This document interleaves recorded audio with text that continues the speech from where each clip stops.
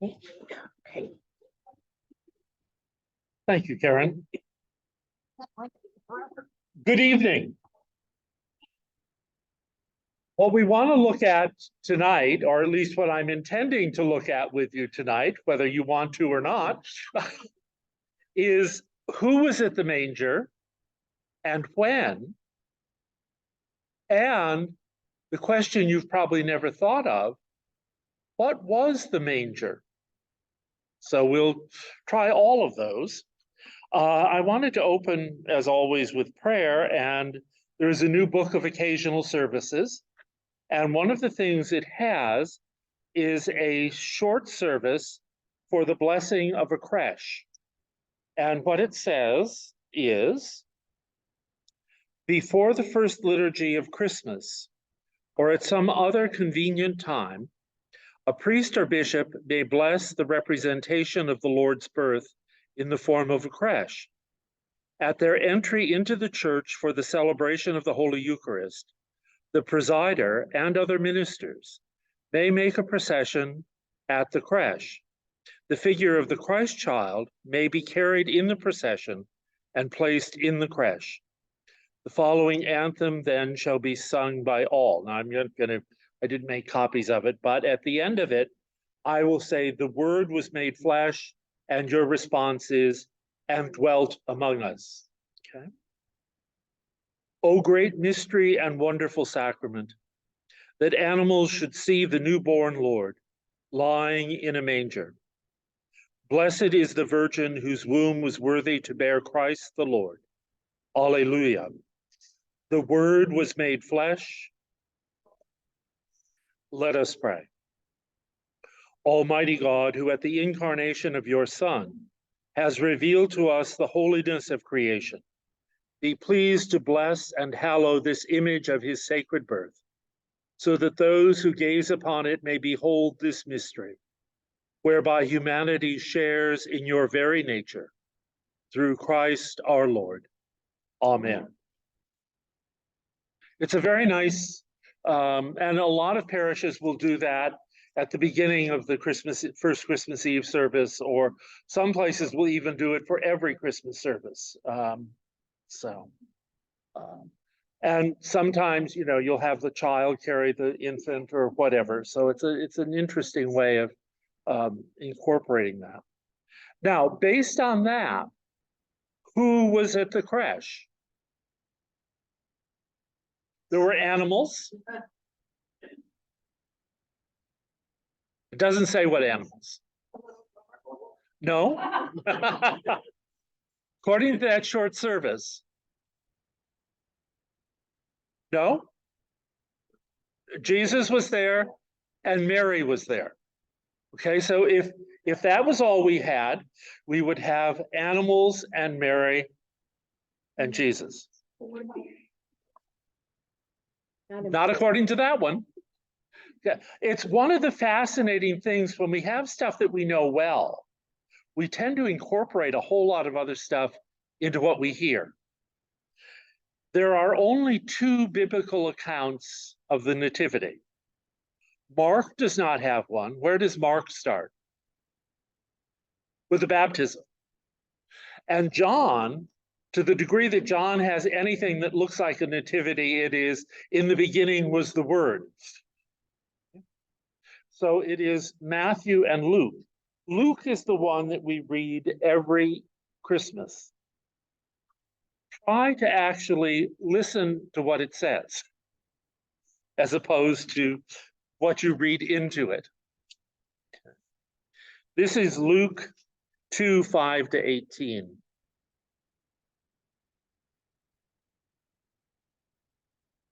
Joseph went to be registered with Mary, to whom he was engaged and who was expecting a child.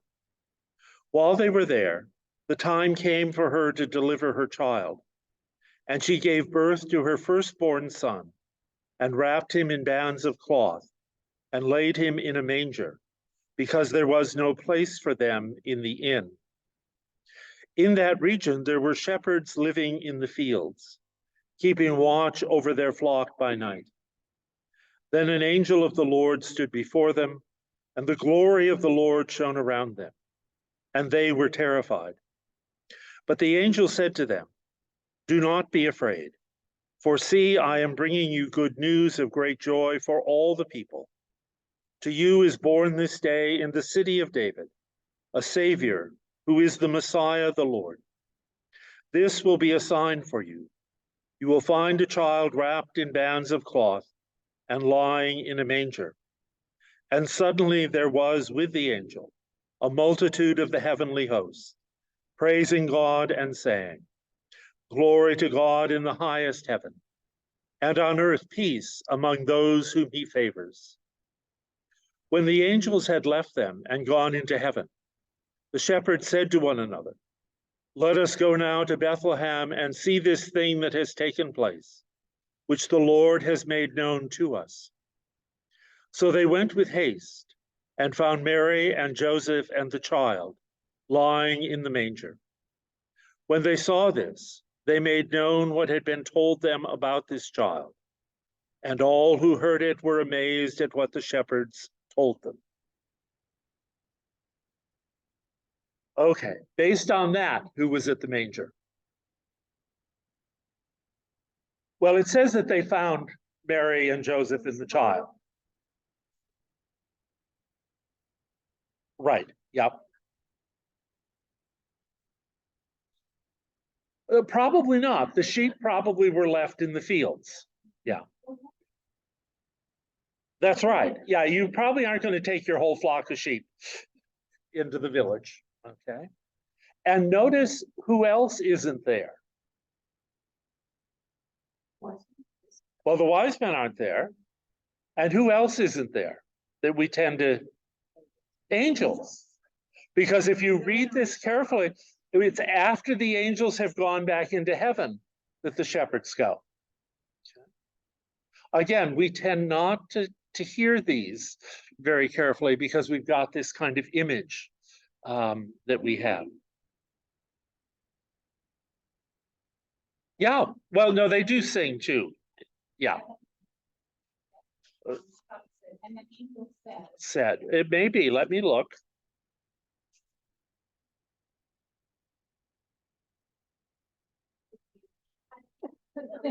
No, she's right. It says saying. Yep. No. Yeah. Okay.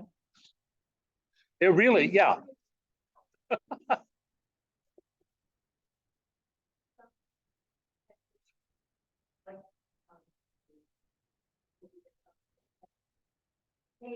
Yeah. We'll get to that in a couple minutes. Yeah. Okay. Now, we don't know for sure when in the year this took place, because people who are experts in sheep herding in the Middle East say that when shepherds would have been with their flocks in the fields near the village would probably have been spring, not winter. But again, that isn't totally clear, and there's lots of leeway. Yep. And some of that has to do with conjunction of planets and all kinds of interesting things. I tried to find a little more about shepherds, and I ran across for the first time an AI piece in response to that. So I thought I'd share it with you because it's not too bad. A nativity scene, also known as a manger scene, crib, creche, or presepio, is a special exhibition of art objects representing the birth of Jesus. In most of these scenes, the divine child lies on a bed of straw, watched over by Mary, Joseph, and a few reclining animals. Shepherds arrive, and 3 magi or wise men approach. The tradition of the nativity scene has changed over time, taking on new meanings as Christianity itself has evolved. The first ever nativity scene is attributed to St. Francis of Assisi. He had been inspired by his visit to the Holy Land, where he was shown Jesus's traditional birthplace. The nativity scene created by St. Francis is described by St. Bonaventure in his Life of St. Francis of Assisi, written around 1260. It is said to have been enacted in the sanctuary of Greccio in central Italy at Christmas 1223. The painting over the altar there, and other ones before 1400, by Giotto at Assisi in the lower church, and by Antonio Vite in Pistoria, show St. Francis kneeling and placing a small baby into a chest-like manger. Giotto adds a miniature ox and ass. The nativity scene may not accurately reflect gospel events. With no basis in the Gospels, for example, the shepherds, the magi, and the ox and ass may be displayed together at the manger. So it really is. What animals would normally be? Feet from a manger? Right? Yeah, yeah. So what animals? Oh. An ass, right? Yeah, donkeys, asses, cattle. Yeah, that's right. Yes, for the animals. Yeah, if you're feeding them. So the assumption that there might have been animals if there was a manger is, but it's an assumption. It's not there in the gospel. But one of the earliest depictions of the nativity was a tomb that in the Roman catacombs of Saint Valentine that had a child in a manger with an ox on one side and an ass on the other. The probable source of that is Isaiah 1:13. Of course, right? The ox knows his master, and the ass his master's crib. But Israel does not know. My people do not consider.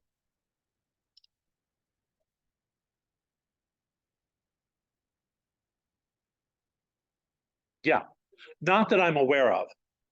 It seems to be this Isaiah passage and the sort of assumption that, you know, if you've got a manger, there probably are animals, but who knows? Okay. There is a carving on a pulpit at St. Ambrose in Milan from about the same time period, from the about 400, that also shows that infant Jesus with an ox and an ass on each side. We do know that when St. Francis did his first nativity in 1223, he did have animals there as well as people. So that tradition goes back at least to the first, and Francis decided that having it depicted would help people understand.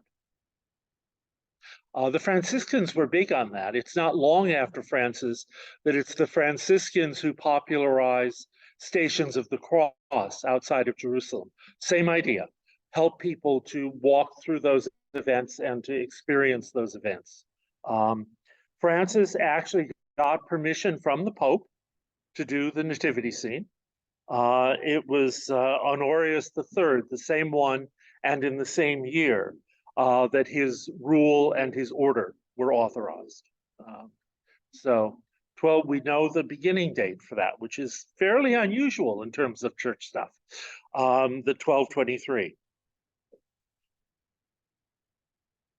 The scenes got more and more elaborate, especially in Italy, and especially in the Papal States and in Genoa, and particularly in the Kingdom of Naples. And by the 17th and 18th century, incredibly elaborate sets in Naples that were not anything like Palestine. They were like contemporary Naples. All of the vendors, all of the bourgeoisie, all of the nobles. And the two most famous ones of those in the United States, the one at the Metropolitan Museum of Art in New York City, which has all 17th century Neapolitan angels. and the other one is at the Carnegie Museum in Pittsburgh, which again is a Neapolitan set. Particularly France, Spain, and Italy. There's everybody, there's carpenters, there's. Yes. Now, I probably have checked these now. Oh, yeah, Oh, wow. probably. Have any of you been to the exhibit of trees at Meyer Gardens? They have a large southern French setup with the geese and with the people sewing and just all kinds of things. It's a fabulous. And the figures are, what, about 10 inches or a foot high. Some of the Neapolitan ones were life-size. So it got fairly elaborate fairly quickly. And what happened was they began to do it in terms of who the people were in their own time. And if you look at that book that's going around or look at nativities, they are done to reflect the people who do them. One of my favorites is this Haitian Madonna and Child. I have a whole Haitian set, but it was a little big to bring. It was interesting. I put that out in one parish I served, and a couple people were absolutely offended. Well, Jesus didn't look like that. Well, he probably didn't look like the way that this person pictured him either. It's a little hard to know, but probably a lot more like those refugees in Gaza that we're seeing on the news, although probably a little bit darker skin, because you've got all that Crusader influence between then and now. Now, let's look at, well, yes. Let's look at the whole issue of the wise men. So once again, I have a little quiz for you. I'll give you a couple minutes on that, and then we will talk about it. And I'll set it up so that the people who are watching can see it.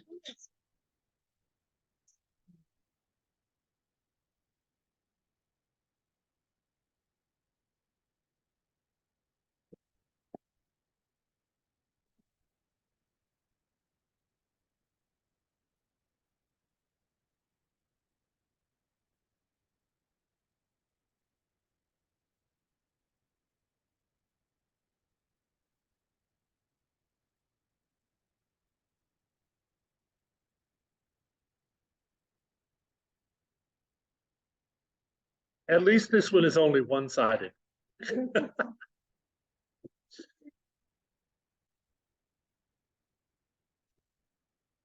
That's okay.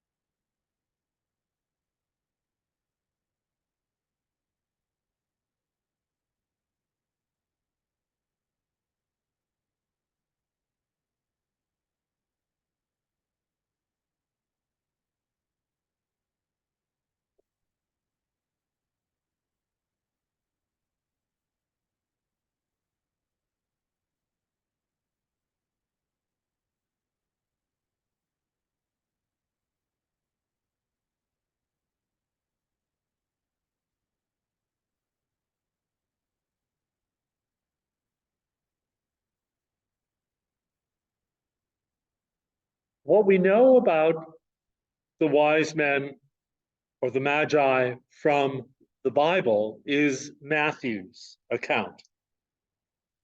And let me read you Matthew chapter 2, verses 1 to 12 and 16. In the time of King Herod, after Jesus was born in Bethlehem of Judea, wise men from the east came to Jerusalem asking, "Where is the child who has been born King of the Jews? For we observed his star at its rising and have come to pay him homage." When King Herod heard this, he was frightened, and all Jerusalem with him. And calling together all the chief priests and scribes of the people, he inquired of them where the Messiah was to be born. They told him, "In Bethlehem of Judea, for so it had been written by the prophet, and you, Bethlehem, in the land of Judah, are by no means least among the rulers of Judah. For from you shall come a ruler who is to shepherd my people Israel." Then Herod secretly called the wise men and learned from them the exact time when the star had appeared. Then he sent them to Bethlehem, saying, "Go and search diligently for the child, and when you have found him, bring me word so that I may also go and pay him homage." When they had heard the king, they set out, and there ahead of them went the star that they had seen at its rising, until it stopped over the place where the child was. When they saw that the star had stopped, they were overwhelmed with joy. On entering the house, they saw the child with Mary, his mother, and they knelt down and paid him homage. Then, opening their treasure chests, they offered him gifts of gold, frankincense, and myrrh. And having been warned in a dream not to return to Herod, they left for their own country by another road. When Herod saw that he had been tricked by the wise men, he was infuriated, and he sent and killed all the children in and around Bethlehem who were 2 years old and under, according to the time that he had learned from the wise men. So, where were they according to Matthew?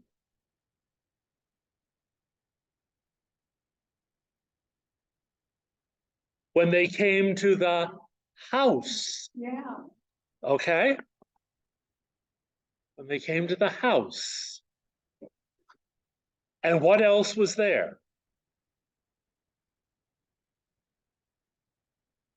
Jesus and Mary were there.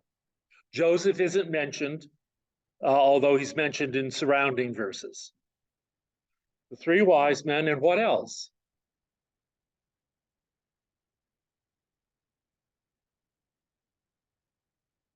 What led them to the house and stopped over the star? Okay. So we get the star, we get the 3 wise men, we get, again, Mary and Jesus, and Joseph is in related verses.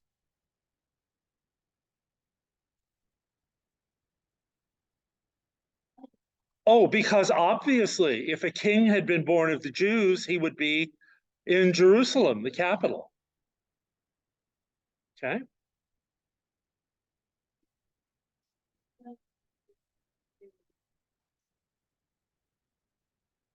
They moved because they had come from a completely different area to Bethlehem. Because they settled down, is this? We don't know. But when was it relative to the birth? Well after, almost probably close to 2 years.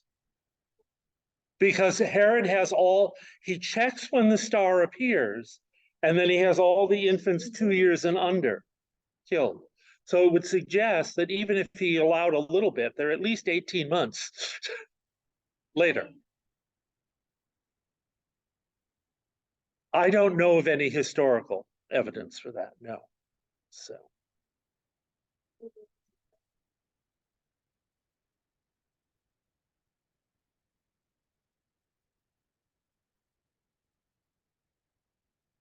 Right, after the wise men leave.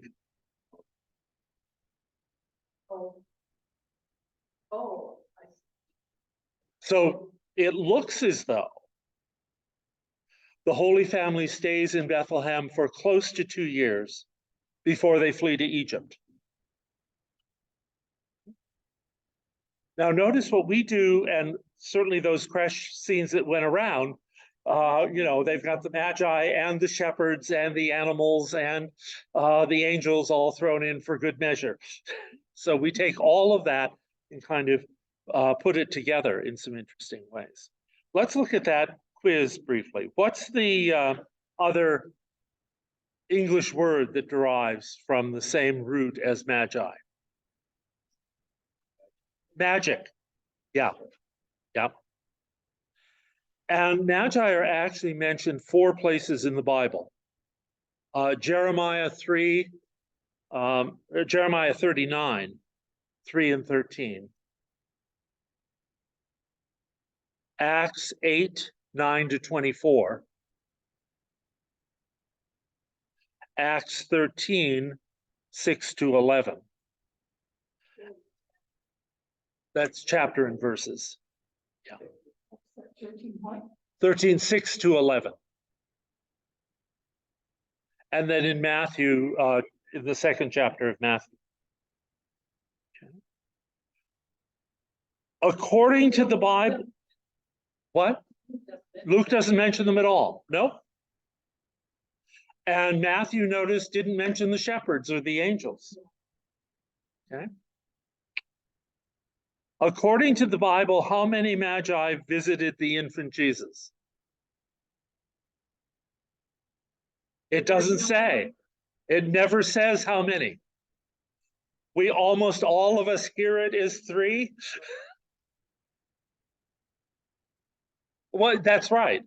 Which dates from the 1870s by the rector of both Episcopal parishes in Lewisburg, Pennsylvania.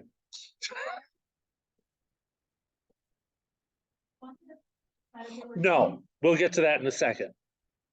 But it doesn't really ever say. No, the Bible doesn't say, and it says they came from the east. Okay. More than one. Yeah. Yeah. The Western church tradition has 3. Okay. The Eastern church, I know, 12. A good biblical number. Okay.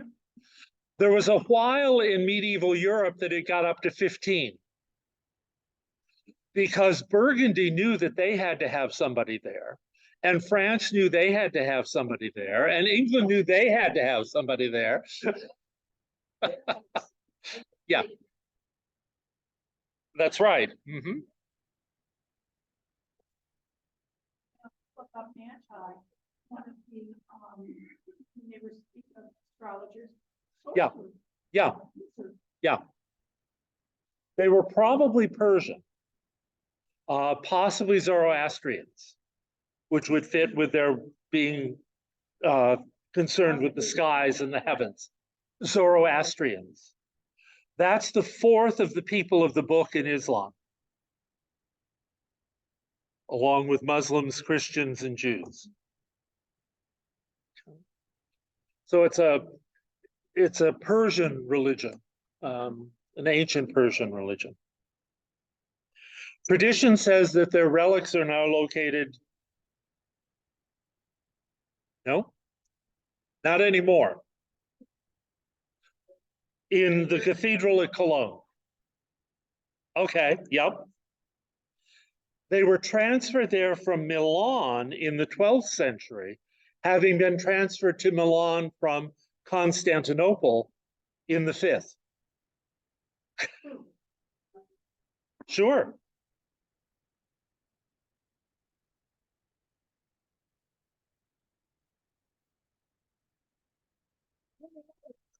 Cologne, the cathedral in Cologne.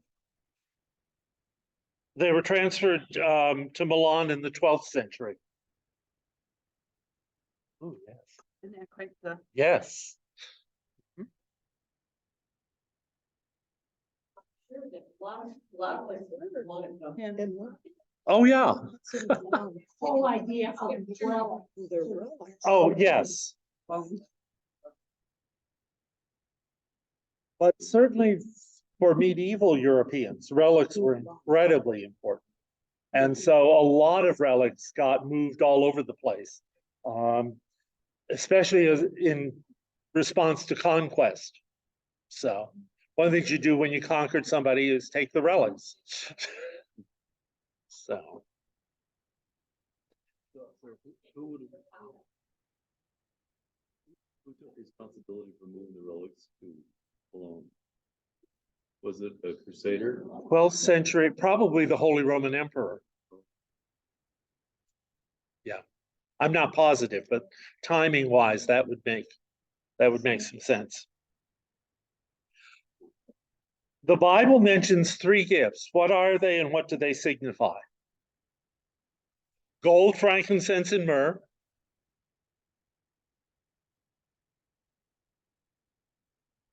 Sacrifice and death. Yep. Yeah, and that's from the We Three Kings, the mid-1800s.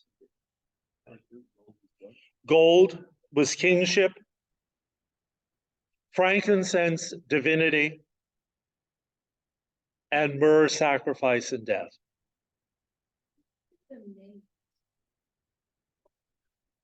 Nobody can track who came up with the names, but they were generally what we now know by the 6th century. Okay, by the 500s, Gaspar, Melchior, and Balthazar. That's fairly early. Yeah.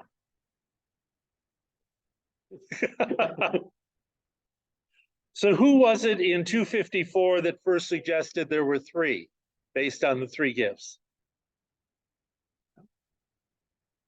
Origin of Egypt. Yeah, Origen. Okay. And does anybody know who was the first to suggest that they came from Europe, Asia, and Africa? Which would have been the 3 known continents at the time. Somebody who never traveled more than 90 miles from where he was born in northern England, the Venerable Bede, in his History of the English Church. The Venerable Bede, B-E-D-E. And we have a window in the church of the Venerable Bede. Father of history in terms of England, not just church history, but history.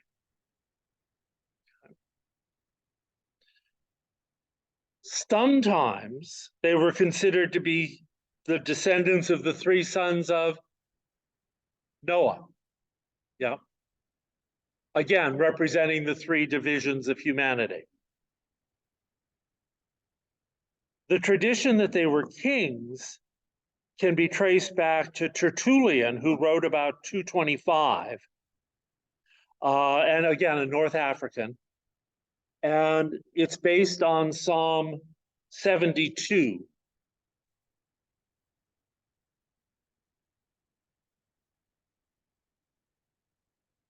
Once upon a time was marked in here, but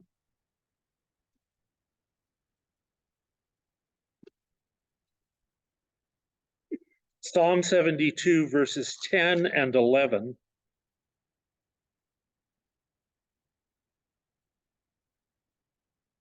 May the kings of Tarshish and of the isles render him tribute.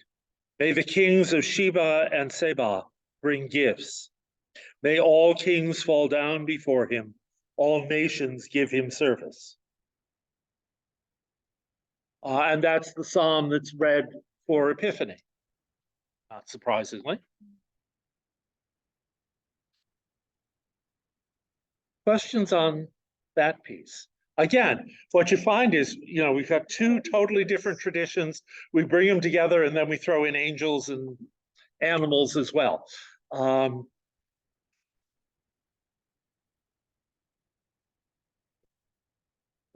authors of the Gospels, this could have gone many different directions, and you know that there's a lot of versions of what could happen anyway. Would it have been just as easy to have written the story, say that Probably. But again, that was not the way the story was being told, and none of the Gospels are a full biography as we understand it. They were written to tell us those things that would help us understand who and what Jesus was.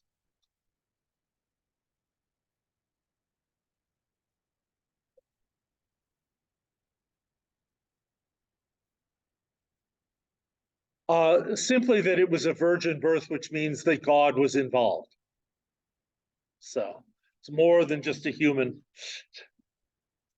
One of the earliest ones that did not make it into the Gospels was the proto-gospel of James, which was in existence before 150. We know because of other stuff it was cited in.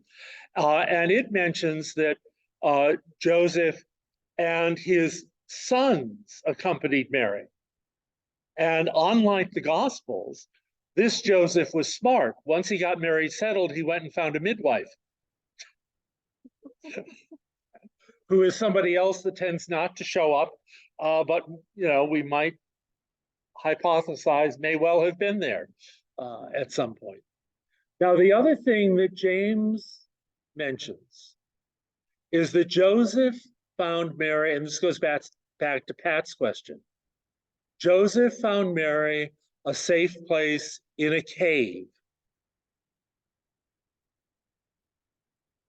The oldest Christian tradition is for the birth being in a cave.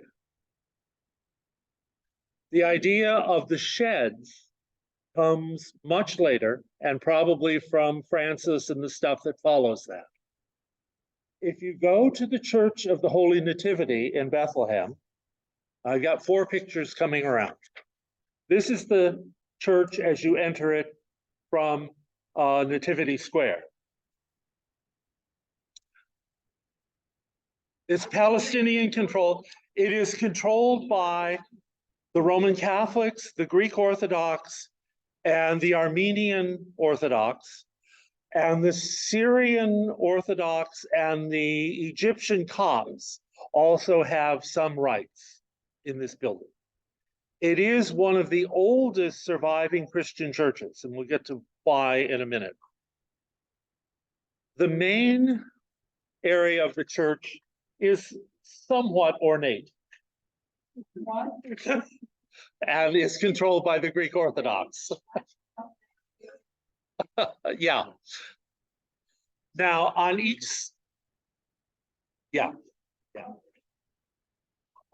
side of the sanctuary, there are steps down.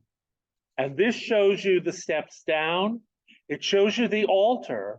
And under the altar is a 14-point star in silver that you can see. And in fact, if you're going to be a real pilgrim, what you do is you get down on your knees, crawl partway under the altar, kiss the star, and then reach your hand through the hole in the middle in order to touch the stone underneath. Yep. I did. But yeah. It is similar to the Church of the Holy Sepulchre in that the tradition there is to kiss the anointing stone, and you also go under an altar to put your hand through a hole to touch the stone of Calvary. So, yeah.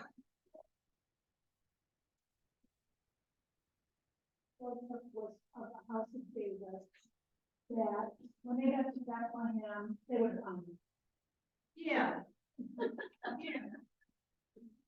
Yeah. This is one of the sites that was sanctioned by Constantinople.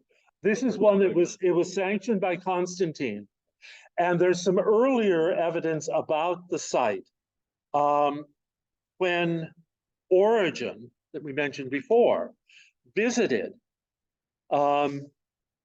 he says the cave in Bethlehem was pointed out where Jesus was born, and the manger in the cave where he was wrapped in swaddling clothes. And the rumor is in those places and among foreigners of the faith that indeed Jesus was born in this cave, who is worshipped and reverenced by the Christians. 2000. They were doing some work and they discovered another floor. Oh, okay. And so, they exploded, so they had only torn up a part of it when I was there. You know, it was all this mosaic tile and everything, and they had closed off one of the stairways down. Ah, yeah, They had one, and it was this twisty, very dangerous. yeah. And if you were physically disabled at any, you could not, No, could not do it. no. And then Jerome's buried. Not far away in a connected cave, yes. And that's where he translated the scriptures. Yes. One of the evidences for this location was that in 135, the Emperor Hadrian set up a shrine to Adonis on the site and built a grove of trees. And the understanding was that he was doing that in order to drive out the memory of this place as something connected with Jesus. But certainly by 248, Origen is there and being shown this place. By the 320s, Constantine is building a basilica over the place. So this may be one of the places that has better claim to having been preserved in the memory. So a cave, not a cattle shed, in spite of the carol. Well, yeah, it's hard to make the cave, and it wasn't a lodge of birch bark, no, in spite of the Huron carol. But again, yes. Okay. Part of what happened, the original building was burned at one point, but was rebuilt. Let me read you this little section. The basilica was rebuilt in its present form in the 6th century. So that's fairly early, 500s, on the initiative of the Byzantine Emperor Justinian I, who ruled from 527 to 565, after the destruction in 529 or 556.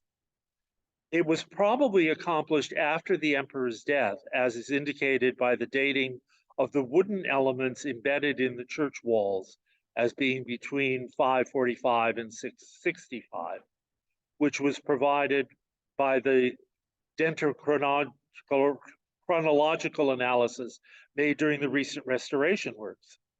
The Persians, under Khusrau II, invaded Palestine and conquered nearby Jerusalem in 614, but they did not destroy the structure. They destroyed most of the Christian churches. They did not destroy this one because, according to legend, their commander, Shabaraz, was moved by the depiction above the church entrance of the three magi wearing the garb of Persian Zoroastrian priests, and so he ordered that the building be spared.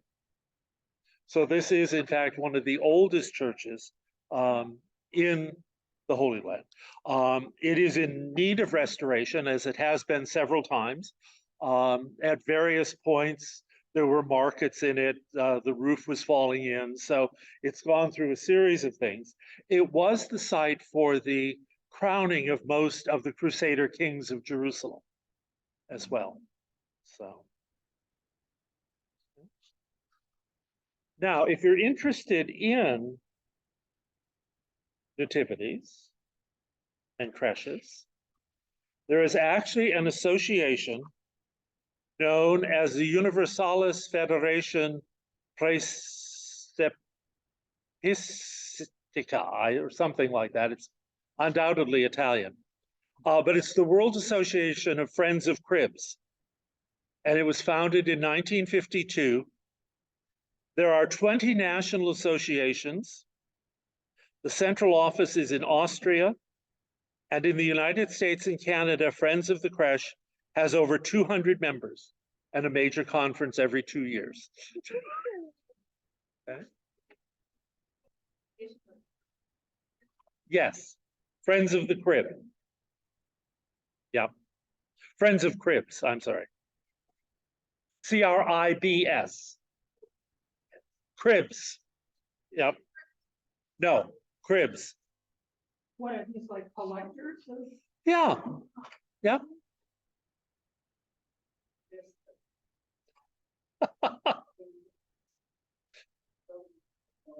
Yes. Well, I have quite a few that I've, picked up around the world. I have about 75. Oh, you need to- Yeah, nativity scenes. No. No, I have like 75 nativity scenes. Felt and wood and metal and glass and bone and needlework. What? I usually do.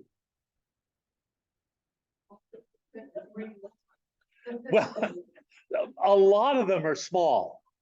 The pewter one from England that I have that only has 5 figures, the tallest figure is maybe 3/4 of an inch. So, yeah. And like you saw in that book, people have done them out of all kinds of things. And I tend to look for ones that have a particular ethnicity to them, because I think those, I've got one from Kazakhstan that's done all in felt. So, yeah. No, I didn't like the filter.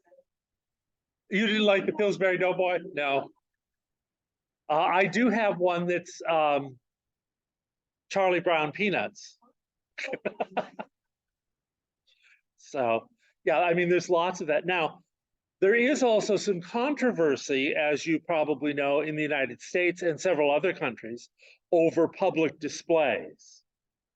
The current standard in the United States is that they can be displayed on public land as long as other religious things are there or not prohibited. Now, in 2013, Governor Rick Perry of Texas signed a law called the Merry Christmas Bill, which allows school districts in Texas to display nativity scenes. Yeah. So, People for the Ethical Treatment of Animals claimed in 2014 that animals used in living displays lacked proper care and suffered abuse. Okay, so there's been controversy around all of that as well. But the controversy is not limited to the United States. This is a fairly modern one from Bethlehem that is a protest against the wall built by Israel.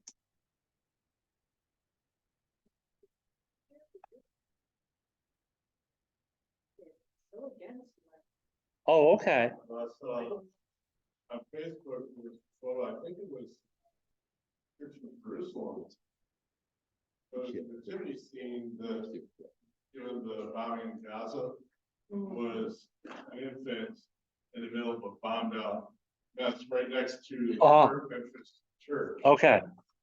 And Bethlehem this year decided they were not going to do any decorations. No. So, They never did it up round anyway. This was controversial?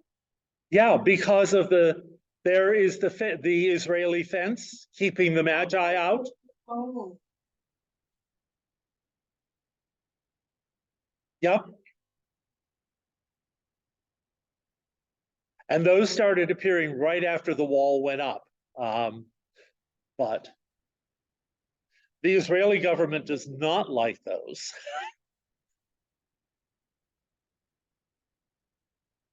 So, yeah. That's what I had on this. What? No, that's one was made in Bethlehem. Yeah. I think I got that one off the web. I think it's $120.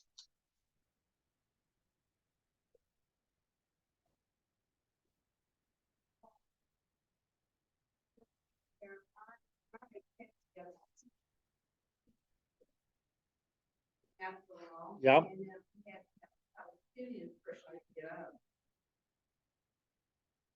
Yeah, the wall really has done some major things in terms of disrupting employment, sometimes cuts through fields or between homes and fields. Very controversial. And so what you get is then people beginning to make some of these creches as a protest to the wall. Bethlehem and Jerusalem are only about 6 miles apart. They're very close. And Herod's palace was about halfway between. So, yes. Yeah. He was only 3 miles away. Yeah. Yeah. What? Yes. Yeah, I was there before the wall, so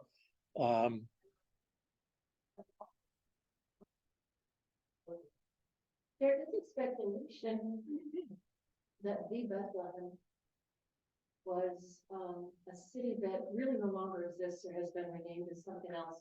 And that the Bethlehem that exists, that we call Bethlehem today, is not the actual place. There was some archaeological evidence in the last, I want to say it was 10 years maybe, that has come up to show some validity for that theory. okay. Everything was built on top of everything. Everything else, yeah. Yeah. There are places, one of the things I love about Byblos that we talked about before, that we get the word Bible from. There are places in Byblos where you can stand and see Greek, Roman, Crusader, and modern stuff all at the same time at different levels where they've built over. Yeah.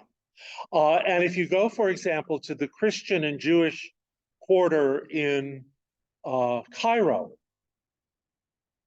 it's fascinating because you go down a flight of about 12 steps because the Christian and Jewish quarters have not been rebuilt. They've stayed the same. So they are about 10 to 12 feet below the rest of the city of Cairo. Yeah. Other questions on any of that? I think it's fun to look at, when we hear the Matthew passage, we tend to hear it as 3 because we're so used to that.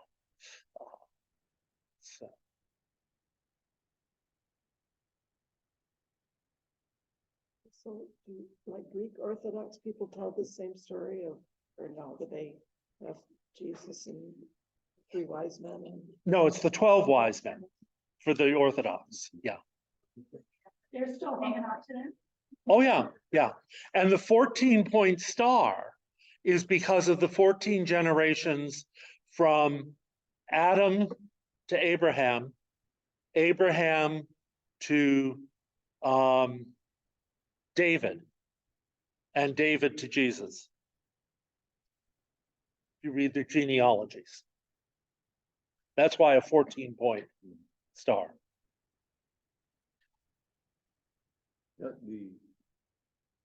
The Russian Orthodox tradition of having Christmas delayed to correspond with the arrival of the king. Right. Is that because of just a difference in calendar, or is that? A lot of that Russian one is because when the West changed the calendar, Russia did not. Russia did not change its calendar until after the revolution, by which point the church wasn't going to do what the communists wanted them to do anyway. So, yeah. The calendars got changed at all kinds of different times.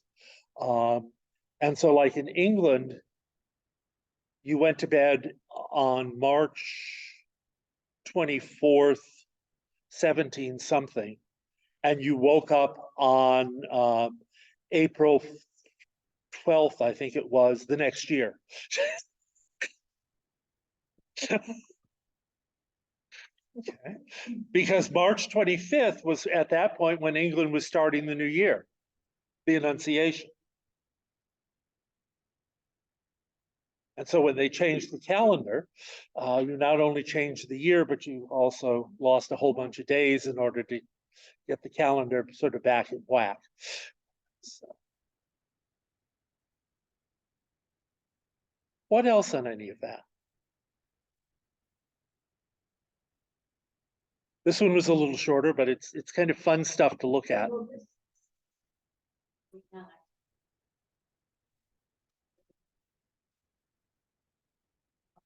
I remember a story. I was a girl, or maybe teenager, and it was on the television, and it was called The Other Wise Man. Yes. And it followed the journey of this fourth wise man that didn't quite make it when the other three started off. Yep.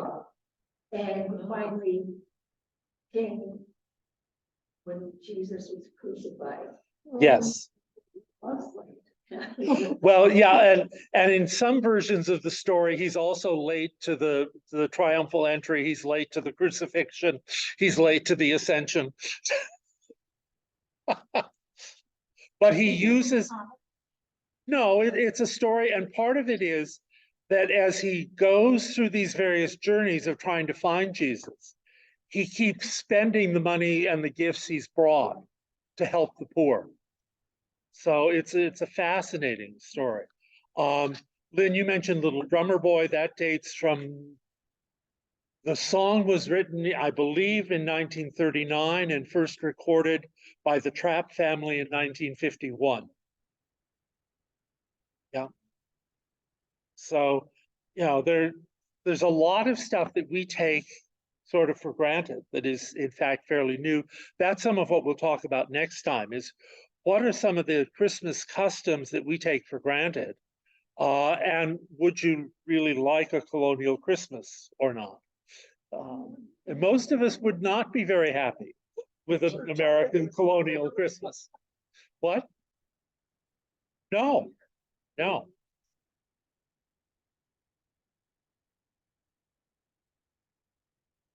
Oh, yeah, somebody made it up, you know, so, yeah. You know, Amal makes it there at about the same time period with the opera. So. Animals Can Talk at midnight. You get all the stories about the various plants that bloomed when somebody brought them to the nativity. So. Yeah. Oh, okay. I don't know whether there is or not. So, and you know, things like even the Messiah, where we think of the Hallelujah chorus, it's actually the conclusion of the Easter section, not the Christmas section, but it's become attached to the Christmas season. Jingle Bells. Anybody know what that was written for? What? For Thanksgiving. Yeah, it was written in the 1850s as a Thanksgiving song. So, yeah, there's lots of stuff that we have no trouble sort of incorporating, and other nations do the same thing. There was not much, because the Christianity is very small in Japan, but with the occupation after the Second World War, Christmas sort of got imported wholesale, but with some new customs. Anybody know what everybody eats In fact, you have to order it several days ahead because you probably can't get it. Kentucky Fried Chicken.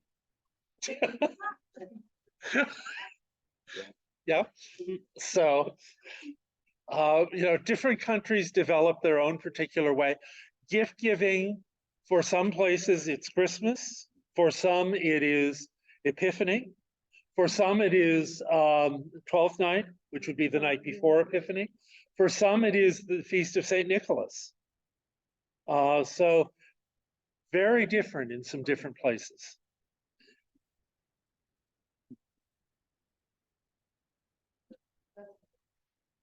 Okay.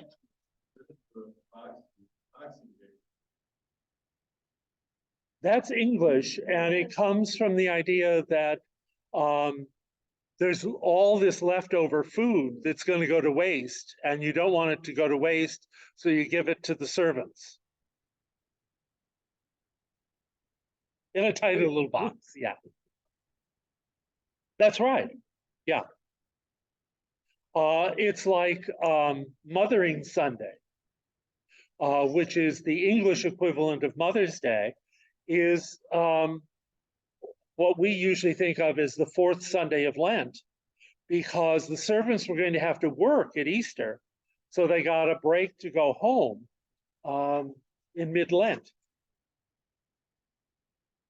Yeah.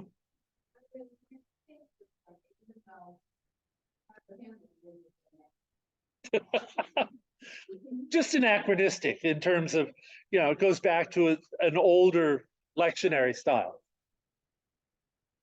Well, Rose, yeah.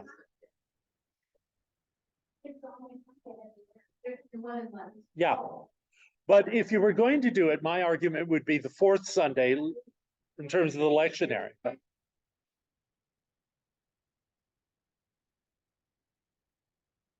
yes, that's because they think they're 1890s Roman Catholics.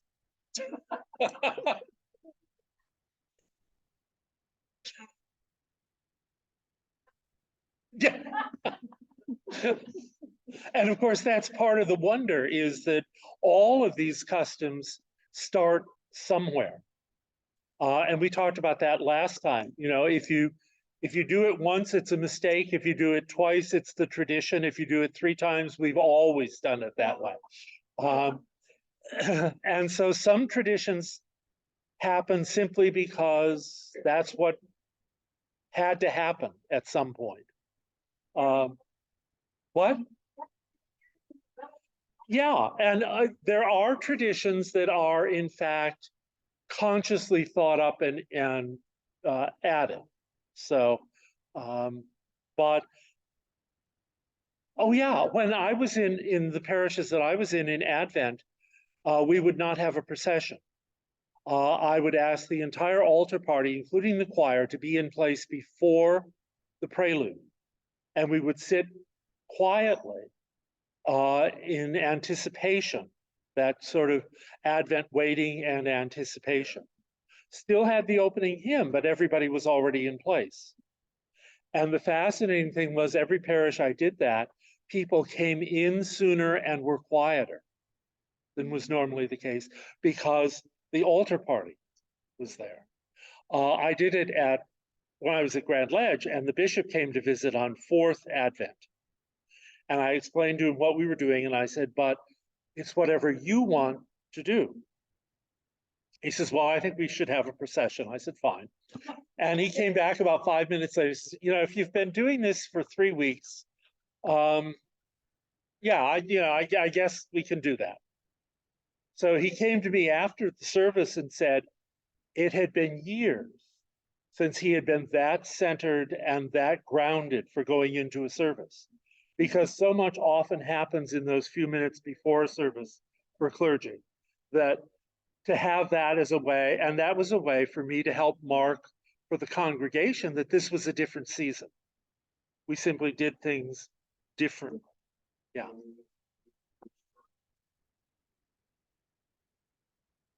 Yes. Yeah, silent procession for Lent is okay. Yeah. Well, see, part of it was for a long time, Advent was seen as a little Lent.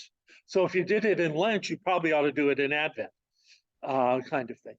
There's some churches who will use no flowers in Lent, but will use non-Christmas greenery in Advent. Not flowers. So it's not quite as stark as Lent, but it's different. There are some, not Christmas greenery, no.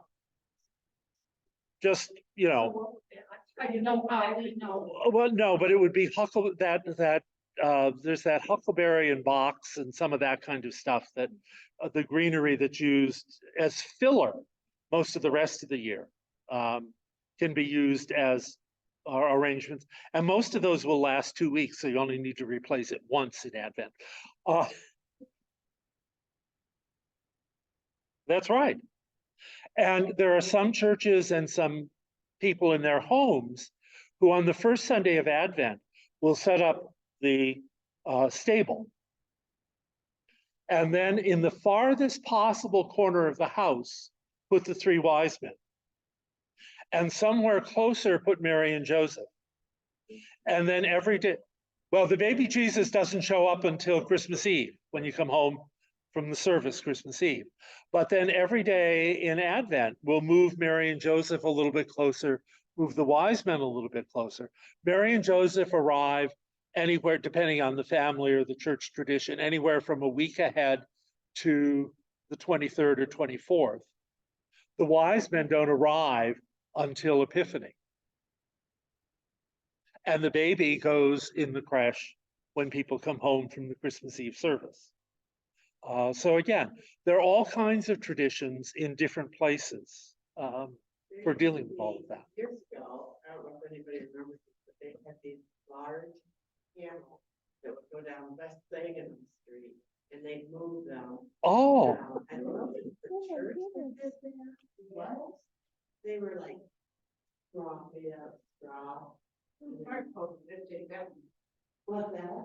The fire code. Oh. yeah. That was 30 years ago, but they moved down Sagan Street. My guess is it would have been a church doing it. Yeah. Yep. Here. I'm very adverse to having candles anywhere, but you know. Trying to make movements on the firelands next way. That's right. One of the torch bearers took me down the steps. They fell out and it was still lit. There's a video somewhere on YouTube of Frisbee Hendricks backing into a candelabra during a wedding and the fringe on his coat catching fire.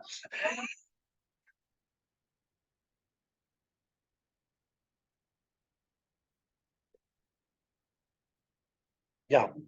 Space behind the altar is very small. But do you know the phrase from Pelican, the theologian Pelican, John Slump Pelican? Tradition is the living faith of the dead. Traditionalism is the dead faith of the living. Mm-hmm. Yeah, that's I think, a very helpful piece. It was in a lot of the EFM material for years and very helpful. Yes, we do. Mm-hmm.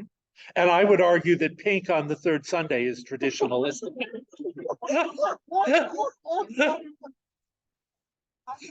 Yeah.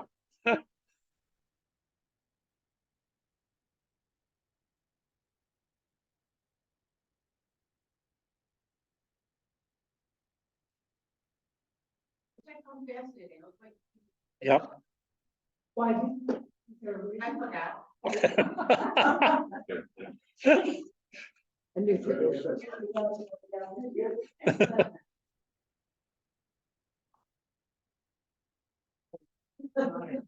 I saw Don.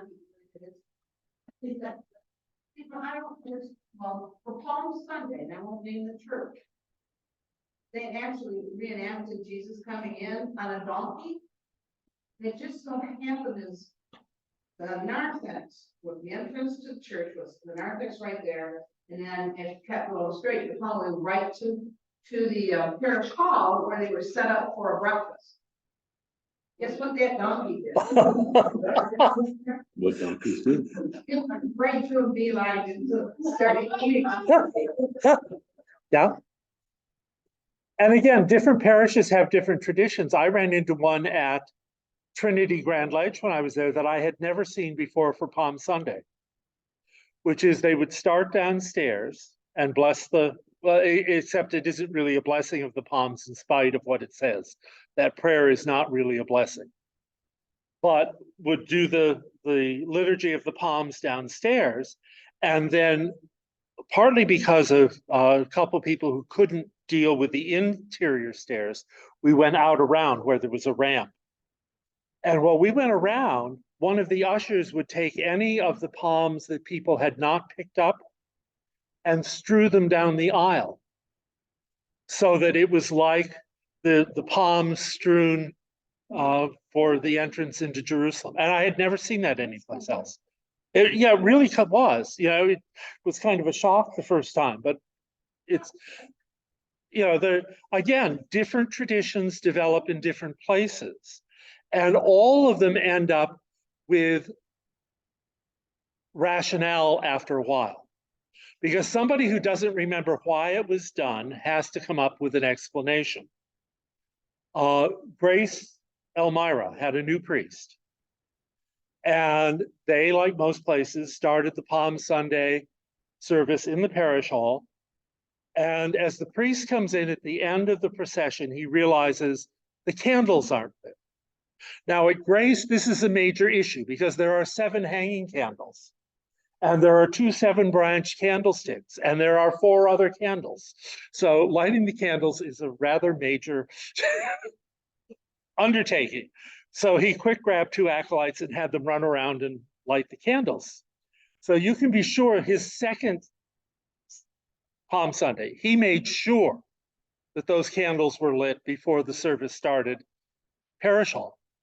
He got 1 call and 2 letters about violating the tradition of the parish, that the parish had always lit those candles as the procession came into the church. And they had always made sure they finished lighting the candles as the priest entered into the sanctuary, as Jesus was entering into Jerusalem, and the priest is the image of Christ entering the Holy of Holies.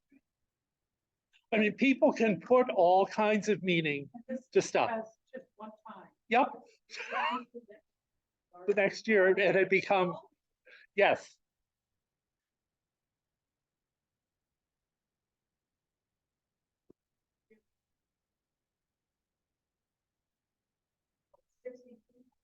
Have 1 door in and out, just 1. It was at the opposite end of the altar. That line, very small. In fact, it's one powered by a read the back, so that's scary. So anyway, we find there's a 2-line tree on either side of the altar. And I no. I go, we've almost done it. No. They go, why? I said, because if anything touches fire, I guarantee you, I will be the person out the door. I'll walk all over you. And they have this white set, which when I first saw it, I thought that's kind of interesting. They go in a pottery store and you paint it and then they fire it. Oh, yeah. That's what it was. They had never painted it or fired it. Yeah, it was this. Yep. More holy than it was like. Yes. Mhm. Last year, we always go out of town between Christmas and New Year's, and we were in Cancun last year. And they had a crab, nativity scene set up. And they had little socks on Jesus's feet. Oh. I went by and there were these 2 little girls kind of crawling around in the nativity set, and I thought it was really sweet that they were putting, socks on Jesus's feet. Because, they might be cold. Right. And I said, well, that was sweet. Are those your like baby brother's socks? And they said, no, the socks were already here. Yeah.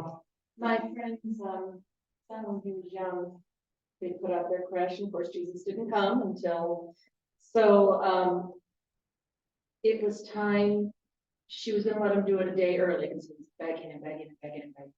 She goes, okay, go put Jesus in the manger scene, go put him there. He put him on the roof. Oh, And he said, well, Jesus hasn't been born yet, so he has to stay up in heaven, which is on top of the roof. oh, okay, And so then the day before Christmas Eve, Jesus always stays on the roof. on the roof. I thought he was That's what happened. on Jimmy. And as I say, next week, what we'll do is we'll look at some of the Christmas customs that we take for granted and where they came from. I'll have an interesting quiz for you next time. It has a list of customs down the center. And then down the right side is a list of countries for where did it come from. And then down the left side, a list of sort of odd tidbits. So we'll give you a chance to work at that and then we'll talk about those. Okay. Oh, yeah, but. And this is actually one that I started for a sociology class on syncretism. But it works. Want to say bye? It's still recording. Oh, okay. Say goodbye. Goodbye.